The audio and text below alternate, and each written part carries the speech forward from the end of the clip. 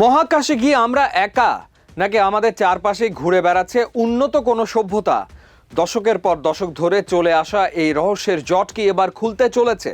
গত শুক্রবার মার্কিন প্রেসিডেন্ট ডোনাল্ড ট্রাম্পের এক নির্দেশে কেঁপে উঠেছে পুরো বিশ্ব। পেন্টাগন প্রকাশ করেছে শত শত গোপন নথি, যা এতদিন সাধারণ মানুষের ধরাছোঁয়ার বাইরে ছিল। ইরাক থেকে সিরিয়া, এমনকি চাঁদের বুকেও দেখা গেছে রহস্যময় উড়ন্ত বস্তু। আজ আমরা ডিকোড করব পেন্টাগনের সেই সব চাঞ্চল্যকর তথ্য, যা শুনলে আপনার গায়ের লোম খাড়া হয়ে যাবে। ডোনাল্ড ট্রাম্প ক্ষমতায় আসার পর থেকেই ইউএফও বা ভিন গ্রহের প্রাণী নিয়ে লুকোচুরি বন্ধের নির্দেশ দিয়েছিলেন। তার নির্দেশে তৈরি হয়েছে নতুন ওয়েবসাইট। পেন্টাগন জানিয়েছে এখন থেকে গোপন রাখা হবে না কিছুই। ট্রাম্পের ভাষায়, সরকারের কাছে যা আছে মানুষ এখন নিজের চোখেই দেখুক এবং সিদ্ধান্ত নিক আসলে কি ঘটছে। এই নতুন প্রকল্পের নাম দেওয়া হয়েছে পারসু, যেখানে নাসার পাশাপাশি এফবিআই এবং গোয়েন্দা সংস্থা ODNI কাজ করছে। প্রকাশিত নথির মধ্যে সবচেয়ে চাঞ্চল্যকর তথ্যটি এসছে 1969 সালের অ্যাপোলো 12 মিশন থেকে। মহাকাশচারী অ্যালান এল বিন মিশন কন্ট্রোলে জানিয়েছিলেন তিনি মহাশূন্যে তীব্র আলোর ঝলক দেখতে পাচ্ছেন। তার মতে বস্তুগুলো যেন চাঁদ থেকে বেরিয়ে অত্যন্ত দ্রুত গতিতে দূরে সরে যাচ্ছে।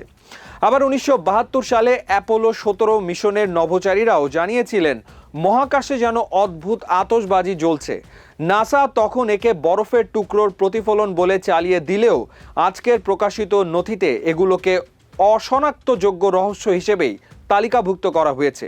শুধু মহাকাশ নয়, পৃথিবীর আকাশেও দেখা গেছে রহস্যময় যান।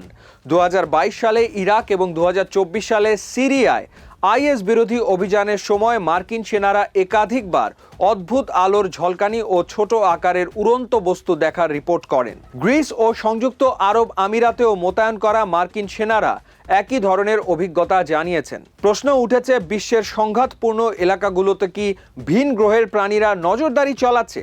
সাবেক প্রেসিডেন্ট বারাক ওবামাও স্বীকার করেছিলেন যে ভিন গ্রহের প্রাণীরা বাস্তব।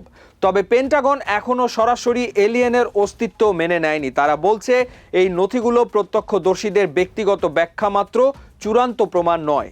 অনেক বিশেষজ্ঞ মনে করেন এগুলো হয়তো এলিয়েন নয়, বরং চীন বা রাশিয়ার কোনো অতি উন্নত সামরিক প্রযুক্তি।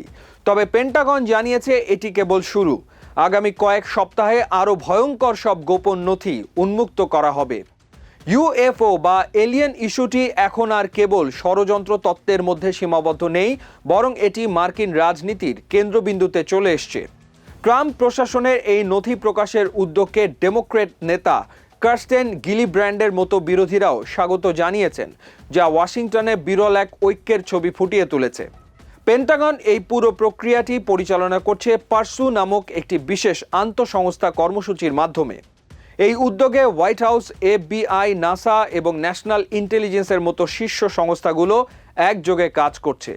Director of national intelligence Tulsi Gabbard স্পষ্ট করেছেন যে এই প্রকাশনা কেবল শুরু। দশকের পর দশক ধরে চলা গোপনীয়তার সংস্কৃতি ভেঙে জনগণকে সত্য জানানোই এখন তাদের প্রধান লক্ষ্য। নথিগুলোতে ইরাক ও সিরিয়ায় মোতায়েন করা মার্কিন সেনাদের পর্যবেক্ষণে অদ্ভুত কিছু প্রযুক্তির বর্ণনা পাওয়া গেছে, যা আধুনিক অ্যারোডাইনামিক্সের নিয়মকেও হার মানায়। অনেক বিশেষজ্ঞের মতে এই শনাক্ত করা যায় না এমন অস্বাভাবিক ঘটনা বা ইউএপি-গুলো হতে পারে কোনো ভিন গ্রহের যান, যা আমাদের উন্নত সামরিক প্রযুক্তিকেও পর্যবেক্ষণ করছে। তবে পেন্টাগন একটি সতর্কবাণী দিয়ে রেখেছে, এই রিপোর্টগুলোর অনেক তথ্যই প্রত্যক্ষদর্শীদের ব্যক্তিগত ব্যাখ্যা। এটিকে আসলে ভিন গ্রহের কোনো প্রাণের অস্তিত্বের প্রমাণ, নাকি চীন রাশিয়ার মতো কোনো প্রতিদ্বন্দ্বী দেশের অতি উন্নত গোপন সামরিক ড্রোন, যা পেন্টাগন এখনো শনাক্ত করতে পারেনি। এই বিতর্কই এখন বিশ্বজুড়ে মহাকাশ গবেষণার নতুন মোড় ঘুরিয়ে দিয়েছে। বহু বছরের গোপনীয়তার দেয়াল ভেঙে এবার কি সত্য সামনে আসবে? ট্রাম্পের এই পদক্ষেপ কি আমাদের দ্বিতীয় কোনো সভ্যতার সাথে পরিচয় করিয়ে দেবে? আপনাদের কি মনে হয়, এগুলো কি উন্নত প্রযুক্তির ড্রোন, নাকি আসলে ভিন গ্রহের আকাশযান? কমেন্টে আপনার মতামত জানান।